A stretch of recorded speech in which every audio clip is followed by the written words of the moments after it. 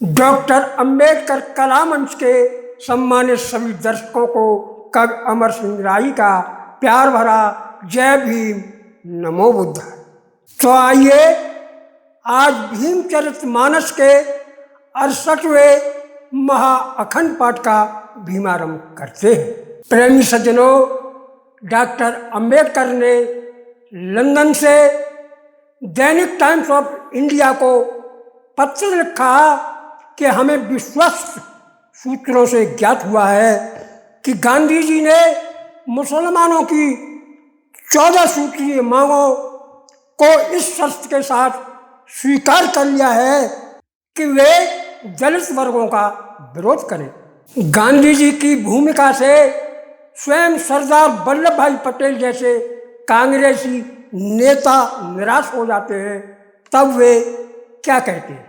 गांधी जी ने अपनी भूमिका जिस विधि से आज निभाई है, जिस विधि से आज निभाई है, उसने कांग्रेस पार्टी की छवि धूमिल आज कराई है, उसने कांग्रेस पार्टी की छवि धूमिल आज कराई है। ना मालूम क्यों गांधी जी ने ऐसा निज मन में विचारा है, ऐसा निज मन में विचारा है, मुस्लिम लीगों की मांगों को किसी लिए सशर्त स्वीकारा है, मुस्लिम लोगों की मांगों को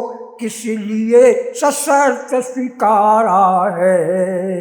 इसके बाद थॉम्पसन अपनी बात किस प्रकार कहते हैं?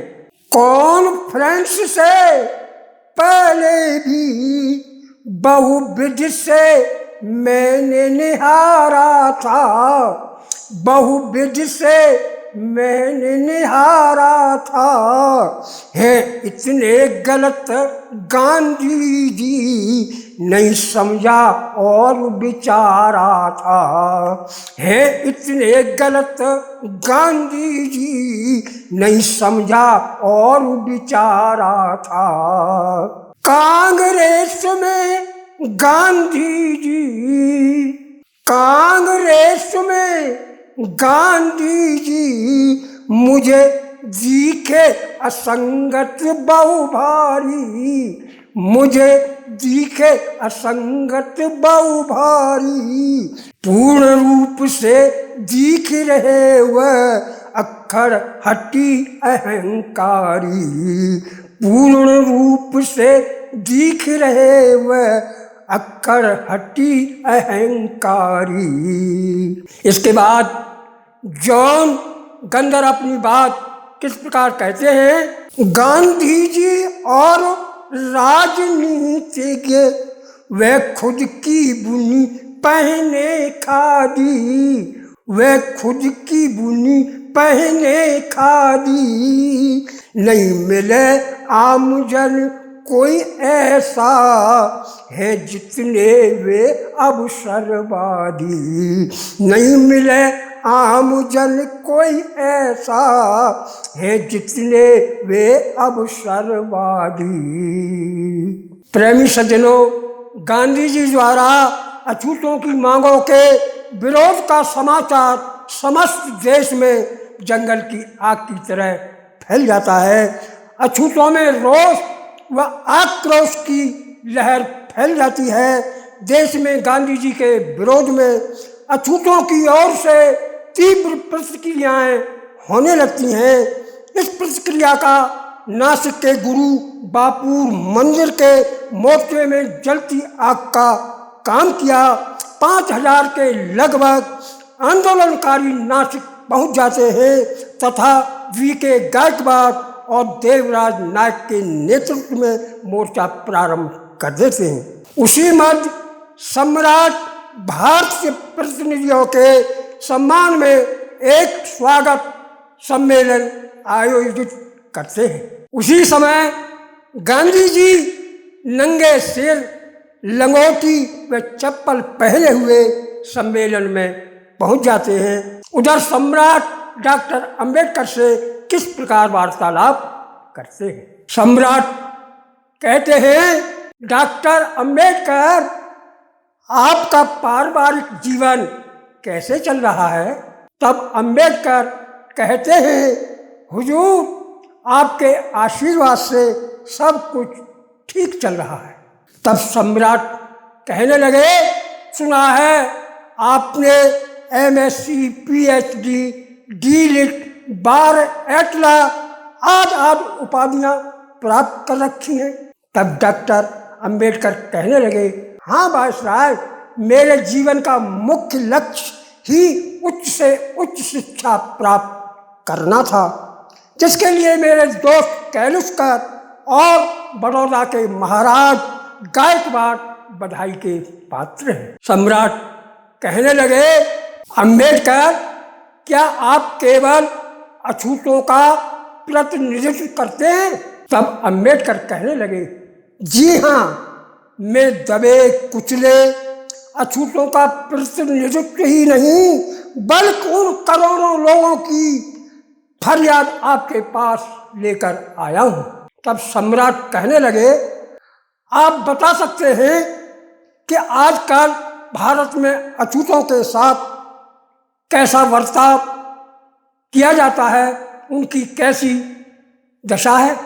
तब अंबेडकर कहने लगे, हुजूर, आप न पूछे तो अच्छा है। तब सम्राट बोले, नहीं अंबेडकर, आपको स्थिति से अवगत कराना होगा। तब अंबेडकर कहने लगे, तो ठीक है वायसराय, सुनिए इन दलितों की करुण कहानी। इस देश में अछूत रहते हैं, लेकिन असीम कष्ट सहते हैं। अछूत को छूना पाप समझते हैं तथा आंखों में कांटे की तरह खटकते हैं। प्रतिबिंब अथवा परछाई से बचकर चलते हैं तथा अपने ऊपर शुद्धि हेतु गंगा जल छिड़कते हैं। लेकिन इस देश में आज भी जो जातियां अछूतों के नाम से जातियां पुकारी, इस देश में उनकी सर्वत्र हो रही है ख्वारी। न मालूम दलित वर्ग के लोग ही क्यों हैं किस्मत के मारे, जो आज भी उपेक्षित और जाते हैं दुत्कारे।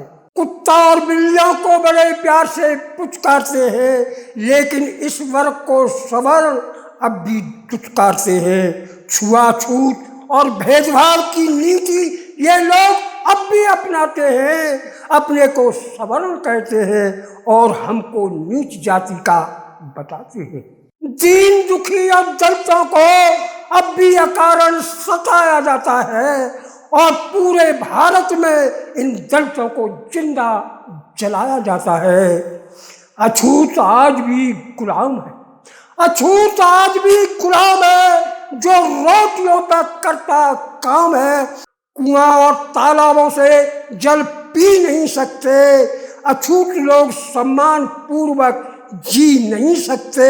दलितों का भी हिंदू धर्म अच्छे इनके कर्म, फिर ये धर्म के ठेकेदार वे प्रश्न का जवाब दे क्यों करते हैं ईर्ष्या, घृणा और तिरस्कार। इसलिए मैं इन धर्म के ठेकेदारों को बताना चाहता हूँ, अगर इस देश की अखंडता को चाहते हो बचाना, अगर देश को चाहते हो समृद्धशाली बनाना, तो इस भेदभाव की नीति को ठुकराओ, छुआछूत, वर्ग संघर्ष व जातीयता को मिटाओ। हर प्राणी प्रकृति की संतान, हिंदू हो चाहे बौद्ध, ईसाई, मुसलमान, हर व्यक्ति एक ही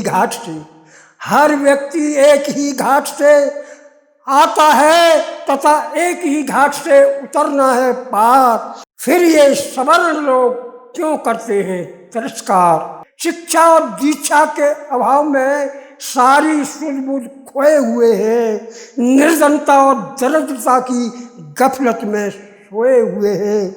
अब हमसे क्रूर और बेबसी व्यवहार, अब हमसे क्रूर और बेसी व्यवहार देखा नहीं जाता। अब सवर्णों के अत्याचार देखकर आंखों में आंसू आ जाता है। प्रकृति का ये संसार अनमोल बगीचा है, जिसे माली बनकर एक ही नीर से सींचा है। हम सब एक ही माटी के बर्तन, जिन्हें एक ही चाक पर बनाया गया है। सभी में हाथ, पैर, कान, नाक एक समान लगाया गया है। प्रकृति ने आदि में सिर्फ मानव जाति बनाई, फिर ब्राह्मण, क्षत्रिय, वैश्य, शूद्र आदि जातियां कहां से आईं? ये सब मनु का प्रपंच था, जिसने जातीय भेदभाव को बढ़ाया और ऊंच नीच, छुआछूत के इस संक्रामक रोग को फैलाया। इसलिए वायसराय, आपसे मेरी गुजारिश है, अगर आप चाहते हो छुआछूत को मिटाना, अगर आप चाहते हो दलितों को ऊपर उठाना, तो आपसे मेरी हाथ जोड़कर अर्ज है, हमें मानवीय जिंदगी जीने को मानवीय अधिकार दीजिए तथा हिंदुओं से बिल्कुल पृथक अलग निर्वाचन दीजिए। सम्राट कहने लगे, अम्बेडकर, आज आपने अछूत लोगों की स्थिति से क्या अवगत कराया। सचमुच मेरा सिर भी शर्म से झुक गया। अम्बेडकर, विश्वास करो, आपकी समस्या पर निश्चित ही विचार किया जाए।